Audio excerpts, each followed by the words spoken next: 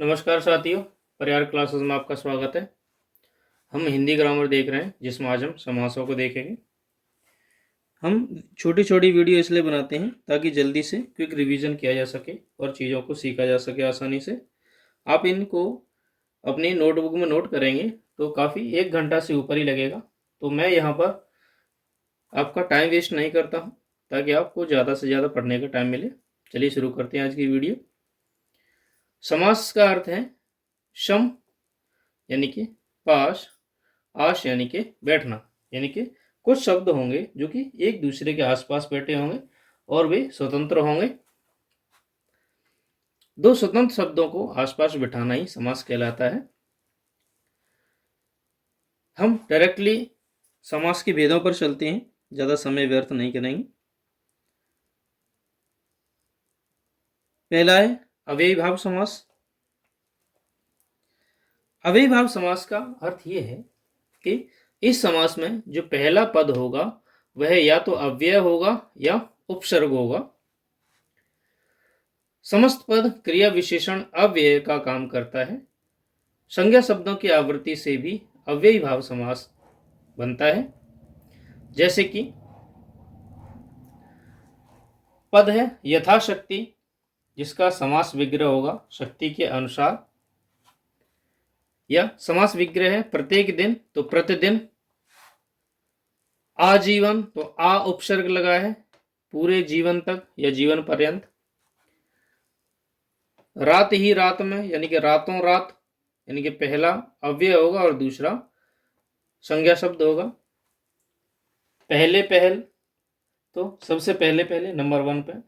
हर साल यानी कि साल साल या प्रत्येक वर्ष। ये सभी अव्ययी भाव समास के उदाहरण हैं।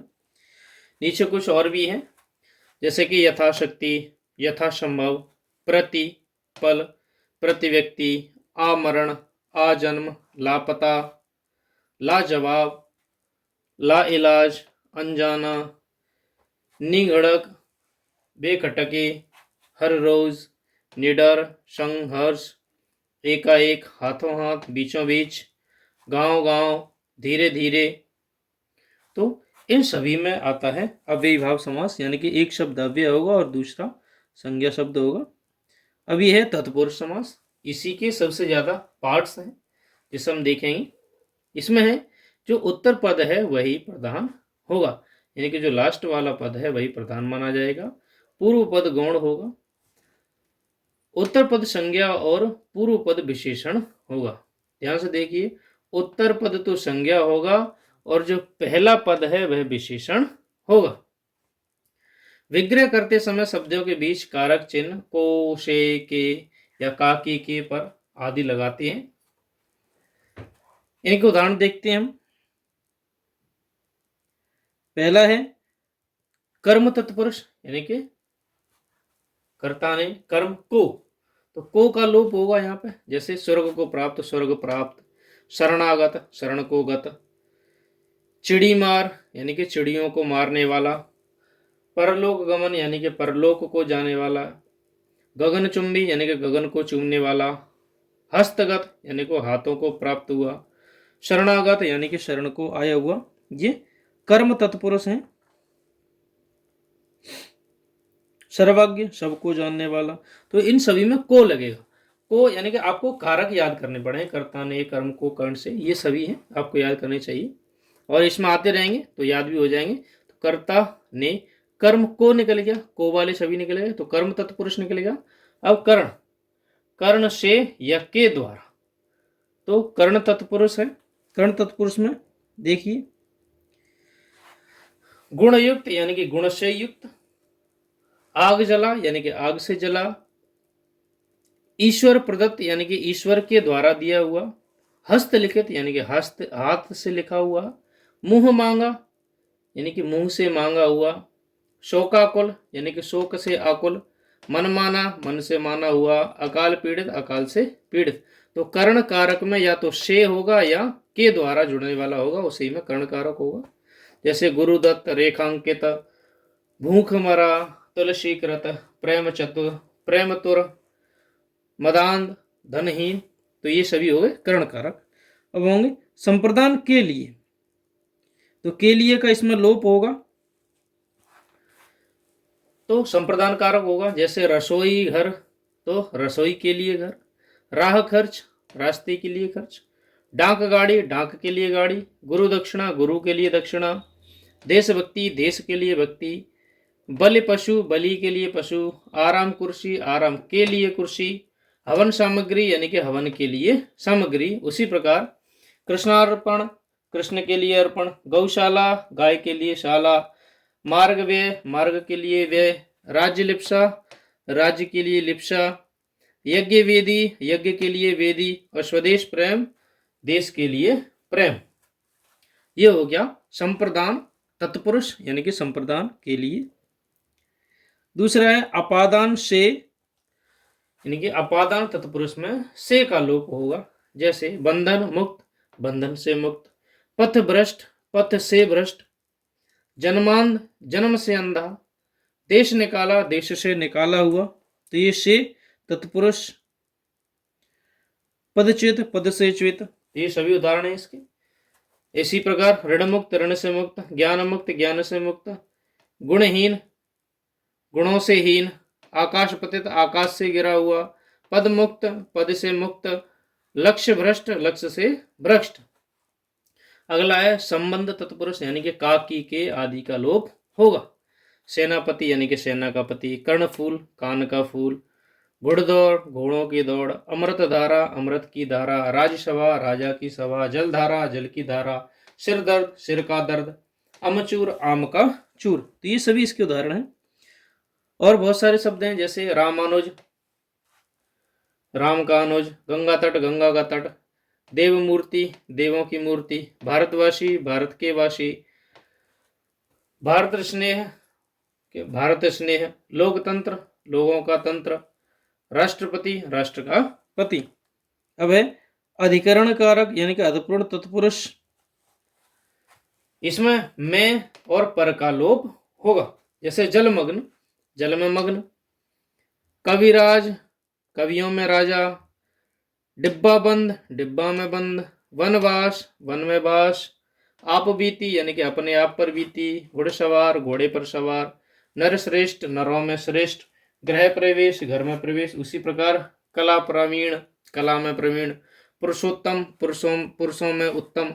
निशाचर, रात में चलने वाला। धर्मवीर, धर्म पर चलने वाला। शास्त्र प्रवीण, शास्त्रों में प्रवीण। प्रेम निमग्न, प्रेम में निमग्न।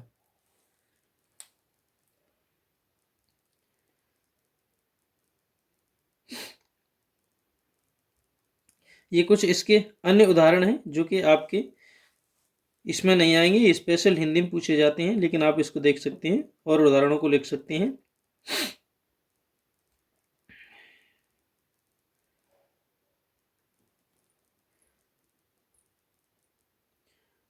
अगला है कर्मधारय तत्पुरुष। ये सभी तत्पुरुष समास चल रहे हैं, कर्मधारय समास है उसका।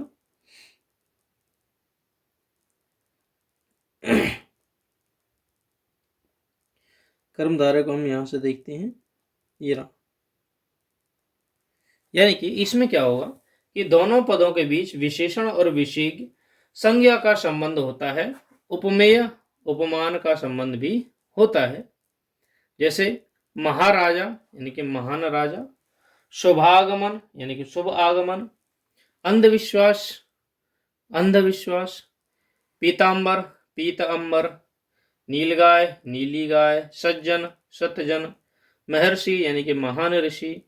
श्याम सुंदर, श्याम और सुंदर। तो इसमें एक उपमान होगा और एक उपमेय होगा, यानी कि जो पहला शब्द होगा वह दूसरे शब्द की विशेषता को, उपमा को बताएगा।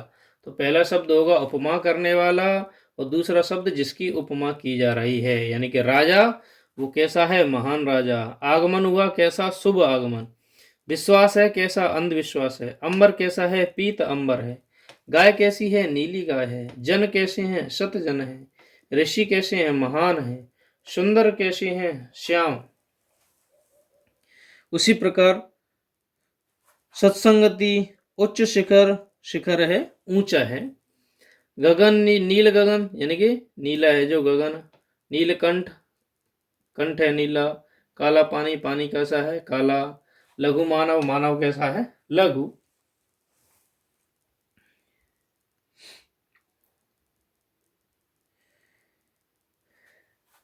ये सभी तत्पुरुष के चल रहे हैं।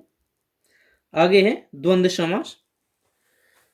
द्वंद्व समास में दोनों या तीनों पद समान होते हैं। इन पदों के बीच आने वाला और या लुप्त हो जाता है, यानी कि द्वंद्व समास के बीच में और या शब्द लुप्त हो जाते हैं।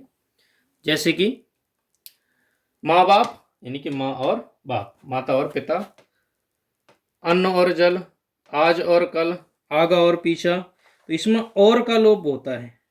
राजा और रानी, बाप और दादा, आचार विचार, लोटा और डोरी, दांत और भात, पाप और पुण्य, धर्म और कर्म, तो ये सभी और जिसमें आते हैं तो वे सभी द्वंद्व समास में आते हैं। अगला है बहुब्रीहि समास। इसमें पूर्व पद एवं उत्तर पद में कोई भी प्रधान नहीं होता है। समास पद तीसरे पद यानी कि दोनों पद मिलकर के अन्य किसी का निर्माण करते हैं। जैसे दशानन, दशानन का अर्थ है 10 आनन वाला या 10 सिर वाला। कौन होता है रावण। लंबोदर यानी कि लंबे उदर वाला गणेश। पीतांबर यानी कि पीले अंबर वाला या पीले कपड़े वाले कृष्ण। चक्रधर यानी कि चक्र को जो धारण करते हैं वे हैं विष्णु। नीलकंठ यानी कि नीला है जिनका कंठ, वे है महेश्वर या शिव। ये इनके उदाहरण है कुछ।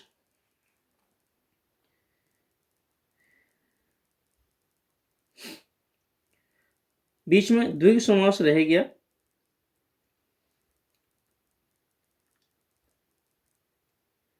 ये रहा द्विगु समास। द्विगु समास में जो पहला पद होगा वह संख्यावाची होगा। जैसे त्रिलोक यानी कि 3 लोकों का समूह। पंचवटी 5 वटों का समूह। सप्त सिंधु 7 सिंधुओं का समूह। 2 पहर यानी कि 2 पहरों का योग। उसी प्रकार चौराहा, षड ऋतु, सप्तपदी, एकन्नी, नवग्रह, शतसई, नवनिधि, तो इसमें कोई ना कोई गिनती आएगी। गिनती यानी कि द्विगु समास होगा। तो आज की वीडियो में सिर्फ इतना ही। आप इनको पॉज करके सभी को लिख सकते हैं और रिवीजन कर सकते हैं। तो वीडियो को अंत तक देखने के लिए धन्यवाद। Thank you.